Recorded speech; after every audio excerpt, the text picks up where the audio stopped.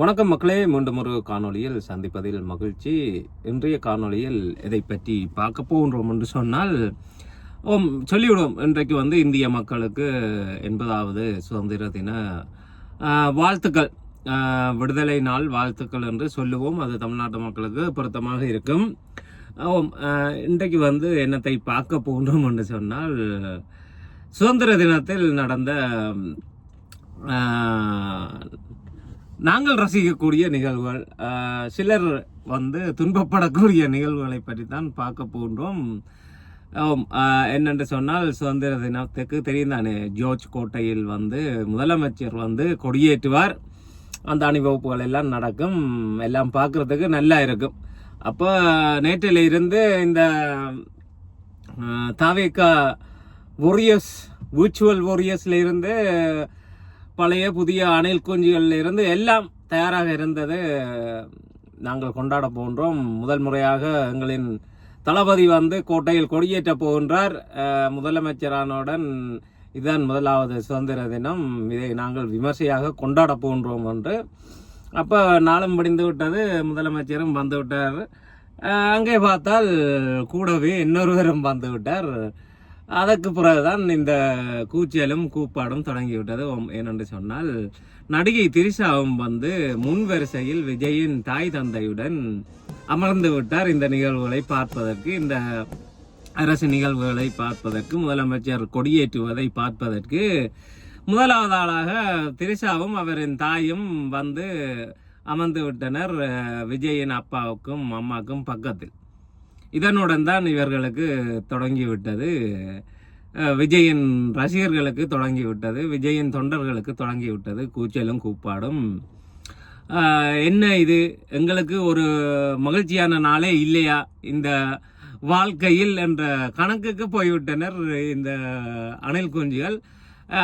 இப்படி யாரெல்லாம் கதறுகிறார்களோ அவர்கள் உண்மையான விஜயின் தொண்டர்கள் என்பதை நீங்கள் புரிந்து கொள்ள வேண்டும். இதற்கும் முட்டு கொடுப்பதற்கு அங்கே பதிவுகளை போடுபவர்கள் தான் இந்த ரூட் மாஃபியாவின் பேமெண்ட், அதுக்கு கீழே இயங்கும் நபர்கள் என்பதையும் நீங்கள் இங்கே புரிந்து கொள்ளலாம். இப்படியான நிகழ்வுகளில் யார் உண்மையாக வருத்தப்படுகின்றனரோ அவர்கள் உண்மையாக விஜயை விசுவாசிக்கக்கூடிய அவரின் தொண்டர்கள் என்பதை நீங்கள் புரிந்து கொள்ளலாம். யாரெல்லாம் இதற்கும் முட்டு கொடுக்கின்றனரோ அவர்களை நீங்கள் புரிஞ்சு கொள்ளலாம். ஓகே, இவர்கள் காசுக்காக கூவும் வாடகை வாய்கள் என்று சொல்லி. என்னென்னு சொன்னால், உண்மையில் வருத்தப்படுபவனை பார்க்க தெரியும். நாங்கள் என்னதான் அவர்களை தற்கூறி என்று சொன்னாலும், அரசியலில் அவர்கள் ஒரு புரிதலும் இல்லாமல் விஜய்க்கு பின்னால் போனாலும், ஆனால் இந்த பண்பாடு கலாச்சாரம் என்று வரும் பொழுது கோவப்படுகிறான் இல்ல, ஆதங்கப்படுகிறான் இல்ல, அவன் உண்மையில் போற்றப்படக்கூடியவன் தான். அவன் என்னதான் தற்குறி கழகத்தில் இருந்தாலும், அணிலாக இருந்தாலும், அவனுக்குள்ளும் ஒரு வருத்தம் இருக்கின்றது. இப்படி இருக்கிறதே எங்கள் கலாச்சாரம், ஆனால் எங்களின் அண்ணன் இப்படி செய்கின்றாரே என்று சொல்லி. மனைவி பிள்ளைகள் இருக்க அவர்களை விட்டு விட்டு ஒரு நடிகையை கூட்டிக் கொண்டு திரிகின்றார் எல்லா இடத்துக்கும். இதை வைத்துக்கொண்டு நாங்கள் இப்படி அரசியல் செய்வது, இதை வைத்துக்கொண்டு இந்த முகத்துடன் நாங்கள் வழியில் போய் அரசியல் செய்வது என்று ஆதங்கப்படுபவர்கள் உண்மையான விஜயின் நலன் விரும்பிகள். அவர்களை கண்டுகொள்ளுவோம். இந்த நேரத்தில் நீங்கள் கண்டுகொள்ளலாம் உண்மையின் விஜயின் நலன் விரும்பிகளார், விஜயின் தொண்டர்களார், உண்மையான விஜயின் ரசிகர்களார் யாரு. இந்த ரூட் மாஃபியாவின் வாடகைக்கு, அவர்களின் காசுக்கு இயங்குபவர்கள், எழுதி கொடுப்பதை அப்படியே அடித்துவிடும் நபர்கள். அவர்களுக்கு இந்த கலாச்சாரம் பண்பாடு என்பதில் பற்றி எல்லாம் கவலை இல்லை, விஜயை பற்றி எல்லாம் கவலை இல்லை. அவர்களுக்கு வேணும் பணம், அவர்கள் கொடுக்கும் பணத்துக்கு கூவ வேண்டும், அவ்வளவுதான். சரி, என்னென்று பார்த்தால் திரிஷா வந்து விட்டார். விஜயின் அம்மா அப்பா இருக்கணும். ஆனால் திரிஷா இருந்தவுடன் விஜயின் அம்மாவின் முகம் மாறிவிட்டார் என்று சிலர் எழுதுகின்றனர். ஆனால் எனக்கு அப்படி தோன்றவில்லை. ஏனென்று சொன்னால், அவர்கள் போட்டு வந்த ட்ரெஸ் உடுப்புகளை பார்த்தீங்கள் என்று சொன்னால், இது பிளான் பண்ணி தான் போட்டுக்கொண்டு வந்த மாதிரி இருக்குது. அவர்களுக்குள் தகவல் பரிமாறப்பட்டிருக்கின்றது. ஏனென்று சொன்னால், திரிஷா போட்ட உடுப்பு இந்த செவ்ளனி கலர், அந்த காவி மாதிரி என்று சொல்லுங்களேன். விஜயின் அப்பா தனியாக வெள்ளை, விஜயின் அம்மா தனியாக பச்சை. அதை பார்த்தீங்கன்னா இந்த மூவர்ண கொடி, இந்தியாவின் கொடியில் இருக்கும் அந்த மூன்று நிறத்தையும் மூவரும் ஒவ்வொரு கலராக போட்டிருந்தீங்க. அதே அடுக்கில் அவர்கள் அமர்ந்தும் இருக்கின்றனர். அப்ப இது எதேச்சியாக நடந்ததில்லை. இது இவர்களுக்குள் பேச்சுவார்த்தை நடத்தி நாங்கள் இப்படி போவோம், இது ஒரு குறியீடாக இருக்க வேண்டும், நாங்கள் மூவரும் இப்படி ஒரு உடுப்பை போட்டுக்கொண்டு போவோம் என்று சொல்லி வச்சது போல் போட்டுக்கொண்டு வந்து அமர்ந்தது போல் தான் இருக்கின்றது. ஆகவே விஜயின் அம்மா அப்பாவும் விஜயுடன் சேர்ந்து விட்டனர். அவர்களுக்கு இதில் பிரச்சனை இல்லை. விஜய் மனைவி பிள்ளைகளை விட்டு இன்னொரு நடிகையுடன் திரிவது அவர்களுக்கு ஆட்சேபனை இல்லை என்று உலகத்துக்கு சொல்வதற்கு இன்றைய நாள் ஒரு எடுத்துக்காட்டு. என்னன்னு சொன்னால், தங்களுக்குள் கதை பேச்சு இல்லாதவர்கள் இப்படி சொல்லி வச்சது மாதிரி உடுப்பி போட்டுக்கொண்டு வர மாட்டேனோம். அதுவும் சுதந்திர தினத்தன்று ஒரு குறியீடாக இந்தியாவின் தேசிய கொடியின் நிறத்தில் நாங்கள் உடுப்பை போட்டுக்கொண்டு வருவோம், பாருங்கள் நாங்கள் எல்லாரும் ஒரே ஆக்கள் தான் என்று காட்டுவதற்காகத்தான் இந்த உடுப்பு போடப்பட்டிருப்பதாக நான் நினைக்கின்றேன். நாங்கள் இணையதளத்திலும் பரவலாக எழுதுபவர்கள் அதைத்தான் குறிப்பிட்டு எழுதுகின்றனர். திரிசா அங்கே இருக்கின்றா, தாய் தப்பன் இருக்கினம், விஜய் அண்ணா காரில் வருகிறார் கொடியேற்றி விட்டு, இவர்களை பார்த்து சல்யூட் அடிக்கிற, அவைகளும் சல்யூட் அடிக்கணும். விஜய் அண்ணா என்ன செய்ய வருகின்றார்? இந்த விஜய் அண்ணாவை வச்சு கொண்டு எப்படிதான் நீங்கள் முட்டு கொடுக்க போறீங்க என்பதுதான் எனது கேள்வியாக இருக்கின்றது. நேற்று வரைக்கும் நீங்க பார்த்தீங்கள் என்று சொன்னால், திமுக என்ன செய்ததோ, அவதூறுக்கு பிறந்த திமுக என்ன செய்ததோ அதையே தாவைக்காவும் செஞ்சது. அண்ணன் சீமானையும் நாம் தமிழர் கட்சியை சமாளிக்க முடியாமல் திரும்ப இந்த விஜயலட்சுமியை கூட்டியிருந்தனர். நேற்று தான் இப்ப எல்லாம் இந்த காமா தாமதிக்கிறது இல்லை, உடனே வேலை செய்யுது என்பது கண்கூடாக தெரிகின்றது.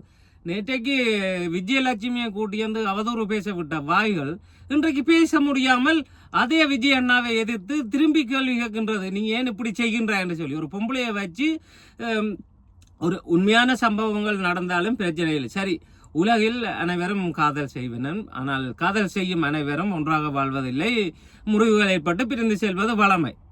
அதே போல திருமணமானவர்களும் உலகில் மனமுறிவு வாங்குவது வளமை, மனமுறிவு வாங்கிவிட்டு விலத்தி செல்வது வளமை, வேறு வேறு திருமணங்கள் செய்து கொள்வதும் வளமை. அதை சட்டப்படி நீங்க மனமுறிவு வாங்கிவிட்டு திருமணங்களை செய்வதோ கூடி வாழ்வதோ யாரும் கேள்வி கேட்க போவதில்லை. ஆனால் மனைவி இருக்கத்தக்கதாக இன்னொருவருடன் வாழ்வது, அதுவும் நீங்கள் முதலமைச்சர் ஆகிவிட்டீர்கள், தமிழ்நாட்டின் முதல் குடிமகன், நீங்கள் தான் முன்னுதாரணமாக இருக்க வேண்டும் எல்லாத்துக்கும். ஆனால் நீங்களே இப்படி செய்யும் பொழுது மீதி இருக்கும் மக்கள் என்ன செய்வார்கள், எப்படி ஒழுக்கத்துடன் நடப்பார்கள் என்பதுதான் அங்கே கேள்வி.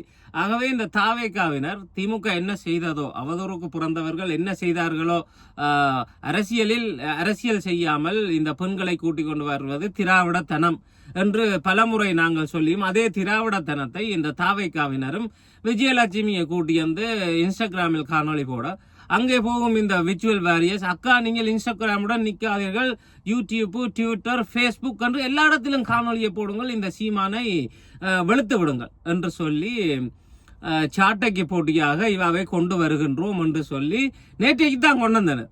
ஆனால் இன்றைக்கு முழுவரும் அழுகின்றனர். சாட்டை என்ன போட போன்றானோ, என்ன சொல்ல போனா, திரிஷா வந்தவுடன் திரிஷா வந்து விட்டார் என்ற கவலை ஒரு பக்கம் இருக்க, ஐயோ இந்த சாட்டை என்ன செய்ய போகின்றானோ என்று அங்கே எழுதுபவர்கள்லாம் நிறைய இருக்கின்றனர். இந்த விஜயின் விர்ச்சுவல் வாரியர்ஸில் நிறைய பேரின் கவலை இந்த சாட்டை என்ன சொல்ல போகின்றானோ, இன்றைக்கு இப்படி நடந்து விட்டதே. இந்த திரிஷா என்றவள் ஒரு இடத்துக்கும் விஜய் அண்ணாவை சுதந்திரமாக போக விடுகிறாள் இல்லை, எங்களை ஒரு நாளும் சந்தோஷமாக இருக்க விடுகிறாள் இல்லை, ஒரு நல்ல நிகழ்ச்சியில் கூட நாங்கள் மகிழ்ச்சியாக இருக்க முடியவில்லை, தனது மூஞ்சியை காட்டி எங்களின் மூடை குழப்பி விடுகிறாள் இந்த திரிஷா என்று சொல்லி இவர்கள் அழுது புலம்புனர். நீங்கள் விதைப்பதுதான் நாளை விளையும். நேற்று நீங்கள் என்னத்தை விதைத்தீர்கள்? ஒரு பொம்பளையை கூட்டி அது நீதிமன்றம் போய் முடித்து விடப்பட்ட ஒரு கேஸ், அதை தூக்கி கொண்டு வந்து திரும்ப அந்த வாயை விட்டு கதைக்க வைத்து ஆனந்தம் கண்டீர்கள். சாட்டைக்கு பதில் சொல்லுகின்றோம், சீமானண்ணனுக்கு பதில் சொல்கிறோம் என்று.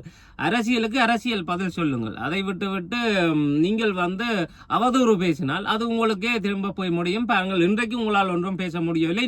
நீங்கள் விரும்பிய உங்கள் தலைவனை நோக்கி கேள்வி கேட்க வேண்டிய நிலைமைக்கு வந்து விட்டீர்கள். ஹேஷ்டாக் போட்டு நாங்கள் போராட்டம் செய்ய போகின்றோம் திரிஷாக்கு எதிராக, விஜய்க்கு எதிராக என்று எக்ஸ் தளத்தில் எழுதும் அளவுக்கு வந்து விட்டீர்கள். நீங்கள் உங்களுக்கு இது தெரிகின்றது. இதை வைத்துக்கொண்டு இப்படியே போனால் தமிழ்நாட்டில் இனி அரசியல் செய்ய முடியாது. இதை பொதுப்பாடு ஆக்க முடியாது. சங்கீதா அண்ணி செஞ்சது சரிதான். உங்களுக்கு விவாகரத்து கொடுத்திருந்தால் நீங்கள் சுதந்திரமாக நடமாடி இருப்பீர்கள். இப்படி கேள்விகள் வந்திருக்காது. ஓகே, விவாகரத்து ஆகிவிட்டது, மனமுறிவு ஆகிவிட்டது, ஆகவே அவர் யாருடனும் இருக்கலாம், அது அவரின் சுதந்திரம் என்று சொல்லி நல்ல முடிவு. இது தேர்தல் நேரத்தில் இந்த கேஸை கொண்டு வந்தது ஒரு அரசியலாக இருந்தால், தேர்தலில் வென்ற பிறகு விவாகரத்தை நான் வாபஸ் பெறுகின்றேன், திரும்ப பெற்றுக் கொள்கின்றேன், மீள் பெற்றுக் கொள்கின்றேன் என்று சொல்லி இதை மீள் பெற்றுக் கொண்டது ஒரு மாஸ்டர் ஸ்ட்ரோக் தான். ஏனென்று சொன்னால் விவாகரத்து ஆகி இருந்தால் விஜய் அண்ணாக்கு வசதியாக போயிருக்கும், திரிஷாவுக்கும் வசதியாக போயிருக்கும். அதை யாரும் கதைச்சிருக்க முடியாது. ஏனென்றால் முடிந்தது, அவர்களுக்குள் மனமுறை முடிஞ்சது. விஜய் யாரோ சங்கீதா யாரோ, இப்ப விஜயும் சங்கீதாவும் சேர்ந்து வாழ்கின்றனர். அது உங்களுக்கு என்ன பிரச்சனை என்று கேட்டுவிட்டு கடந்து சென்றிருக்கலாம். ஆனால் இன்றைக்கு இப்படி இருப்பது இவர்களால் தாங்கிக் கொள்ள முடியவில்லை. ஒரே ஒப்பாரியும் கூச்சலுமாக இருக்கிறது. எக்ஸ்தலம் முழுக்க நீங்கள் போனால் பார்க்கலாம். என்ன எங்களுக்கே இப்படி ஒரு நிலைமை என்று சொல்லி விஜய் அண்ணாவின் தொண்டர்கள் அழுவது ஆனந்தமாய்த்தான் இருக்கின்றது. அது தமிழ்நாட்டில் இருக்கும் அணில் குஞ்சுகள் என்றாலும் பரவாயில்லை, வெளிநாட்டில் இருக்கும் எங்களுடைய அணில் குஞ்சுகளே அண்ணன் சீமானை இழிவுபடுத்துவதற்கு அந்த விஜயலட்சுமி கதை, இந்த கதை, அந்த கதை என்று அதெல்லாம் முடிந்த கதைகள். நீதிமன்றத்துக்கும் போய் முடித்து விட்ட கதை முடிஞ்சுது. ஓகே, காதல் கொள்வது இயல்பு, காதல் முறிவு ஏற்படுது இயல்பு, முடிந்து விட்டது. அவரவர் வேறு திருமணம் செய்து போய்விட்டனர். ஆனால் அரசியலுக்காக ஒரு அரசியல் கட்சி அவாவை மீண்டும் இழுத்து கொண்டு வருகின்றது. அவ அரசியல் செய்கிற பணத்துக்காக திமுகவிடம் பணத்தை வாங்கிவிட்டு, அது நேரடியாகவே தெரியும். இந்த திராவிடர் கழகத்தில் இருந்தவர்கள்லாம் விஜயலட்சுமியை கொண்டு வந்து அண்ணன் சீமானுக்கு எதிராக பேச விட்டனர் என்பது நிரூபணமானது. ஆனால் அது நீதிமன்றம் போகிறது. நீதிபதி இரண்டு தரப்பையும் கழித்து அறிந்து விட்டார். ஓகே, இதுக்கு பிறகு யாரும் யாரையும் பற்றி கேட்கக்கூடாது, முடிந்து விட்டது. இப்பொழுது தவக்கவினர் அதை தூக்கி கொண்டு வர எங்களை ஆக்களும் சீமானை பற்றி தெரியாதா, சீமான் என்ன செய்தார், ஓகே அதெல்லாம் முடிஞ்சது, என்ன செய்தார். இப்ப உங்களின் தலைவன் இப்ப உங்களுடன் கண்ணுக்கு முன்னால் நடந்து கொண்டிருக்கின்றது இந்த கேவலம். அதை பற்றி கதைப்பீர்களா? கேள்வி கேளுங்கள். அதை அப்படியே விட்டு விட்டு போக முடியுமா? இது உண்மையாக ஒரு நல்ல மனிதன், ஒழுக்கமான மனிதன் செய்யும் செயற்பாடா? மனைவி இருக்கத்தக்கதாக இன்னொருவரை கூட்டி பொது நிகழ்வில் இருத்தி, முன்வரிசையில் இருத்தி, தாய் தந்தையுடன் இருத்தி அழகு பார்ப்பது அதை நீங்கள் நியாயப்படுத்துவீர்களா? நான் ஈழத்தமிழர்கள், புலம்பெயர் தேசத்து தமிழர்களிடம் கேட்கின்றேன். இதை எந்த வகையில் நீங்கள் நியாயப்படுத்துவீர்கள்? இதை எந்த ஒழுக்க நிகழ்வுக்குள் சேர்த்து விடுவீர்கள் நீங்கள்? விஜய் அண்ணாவுக்கு இந்தியா முழுவதும் ஆதரவு பெருகிவிட்டது, அடுத்த பிரைம் மினிஸ்டர் அவர்தான், இந்த ஒழுக்கத்தை வைத்துக் கொண்டுதானே அடுத்த பிரைம் மினிஸ்டர் ஆவார் அண்ணன். தமிழ்நாட்டிலே அவரின் சொந்த கட்சியினரை கழுவியூத்தும் நிலைக்கு வந்துவிட்டது. இதை வைத்துக் கொண்டு எப்படி அவர் பிரைம் மினிஸ்டர் ஆகுவது? தனது சொந்த வாழ்வியலில் ஒழுக்கம் இல்லாமல் நடக்கும் ஒருவர் எப்படியோ ஒரு அதிர்ஷ்டத்தில் முதலமைச்சர் ஆகிவிட்டார். ஆனால் இவரால் இதை மீறி அவர்களின் சொந்த கட்சியினரை 2031 தேர்தலில் எங்களால் இதை வைத்துக் கொண்டு அரசியல் செய்ய முடியாது, அவ்வளவுதான் எங்களின் அரசியல் வாழ்க்கை என்று எழுதும் அளவுக்கு நேற்றைய நிகழ்வும் இருந்தது. இன்றைய நிகழ்வு என்று சொல்லலாம். திரிஷாவுடன் கூத்தடிப்பது யாருக்கும் பிடிக்கவில்லை. இதை வைத்து எதிர்கட்சி அரசியல் செய்யும் தானே. இவரே ஒழுக்கம் இல்லாதவர், இவர் மற்றவர்களுக்கு ஒழுக்கத்துக்கு பாடம் எடுக்கின்றார், இவர் தான் தமிழ்நாட்டை முன்னேற்றி கொண்டு போகின்றாரா என்று கேட்பார்கள். முதலில் இருந்த முதலமைச்சர்கள் எல்லாம் குறைந்தபட்சம் தனிமனித ஒழுக்கத்துடன் இருந்தார்கள். கருணாநிதி 2 மனைவி வைத்திருந்தார், 2 மனைவியும் சட்டப்படி வைத்திருந்தார். சட்டப்படி ஒருவர் ஒன்றை செய்யும் பொழுது நாங்கள் கேள்வி கேட்க முடியாது. ஆனால் எங்களின் பிரச்சனைக்கு உண்ணாவிரதம் இருக்கின்றேன் என்று போராட்டம் நடத்தும் பொழுது தலையில் மனைவி காலில் துணைவி என்று இருந்து எங்களை ஏமாத்தினார் என்று நாங்கள் கேள்வி கேட்போம். எங்களை ஏமாத்துவதற்காகவே இருவரையும் கூட்டி வைத்துக் கொண்டு நாடகம் ஆடினார் கருணாநிதி. அது ஒரு புறம் இருக்கட்டும். ஆனால் நீங்கள் என்ன செய்கின்றீர்கள்? தமிழ்நாட்டில் முதலமைச்சர்களில் யாரும் செய்யாதது. யாரோ எழுதியிருந்தார், யாரு இடும்பவனங்காத்தி எழுதியிருந்தார், அண்ணாதுரை முதலமைச்சராக இருக்கும் பொழுது மனைவியை கூட்டிக் கொண்டு வாங்கள் கோட்டைக்கு என்று சொல்லும் பொழுது கொடியேற்ற நிகழ்வுக்கு அரசியல் வேறு குடும்பம் வேறு இரண்டையும் கலக்காதீர்கள் என்று சொல்லிவிட்டு தனியாக போய் கொடியேற்றினாராம். ஆனால் இங்கு மனைவியே இல்லை. ஆனால் யாரோ ஒருவரை கூட்டி முன்வரிசையில் இருத்தி அவாக்கு சல்யூட் அடித்து விட்டு கொடியேற்றி விட்டு போகின்றார் முதலமைச்சர் என்று சொன்னால் நீங்கள் புரிந்து கொள்ள வேண்டும் அவரின் ஒழுக்கத்தை. இதை குறிப்பாக தமிழ்நாட்டு அணில்கள் உணர்ந்து கொண்டு கேள்வி கேட்கும் அளவுக்கு தானும் இருக்கின்றன. ஆனால் எங்கள் புலம்பெயர் தேசத்து குருட்டு அணில்கள் இதையெல்லாம் கண்டுக்காது. சீமானை பற்றி தெரியாதா? சீமான் விஜயலட்சுமி என்ன செய்தார்? ஒரு ஆதாரமற்ற குற்றச்சாட்டுக்கு எண்ணம் தூக்கி கொண்டு வருவார்கள்.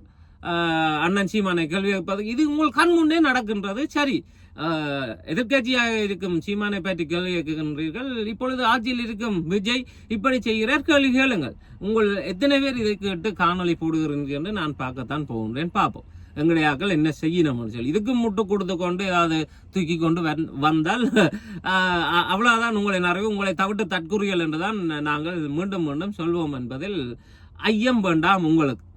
ஆகவே மக்களே, இந்த நிகழ்வு பற்றி உங்கள் கருத்துக்களை தெரிவிங்கள். நானும் தெரிந்து கொள்கின்றேன். நீங்கள் கவனித்து பார்த்தீர்களா, இணையதளத்தில் எக்ஸலத்தை துறந்தாலே அங்கே ஒரே கதறல் சத்தமாகத்தான் இருக்கின்றது. சாட்டை வந்து வீடியோ போட்டு விட்டாரா தெரியவில்லை. இனி நான் வேலையெல்லாம் முடியத்தான் ஆறுதலாக பார்க்க வேண்டும். எப்படியும் இன்றைக்கு அணில் வருவல் இருக்கும், அதில் ஐயமில்லை. பொறுத்திருந்து பார்ப்போம். அவ்வளவுதான் மக்களே, மீண்டும் ஒரு காணொலியில் சந்திக்கும் வரை நன்றி, வணக்கம்.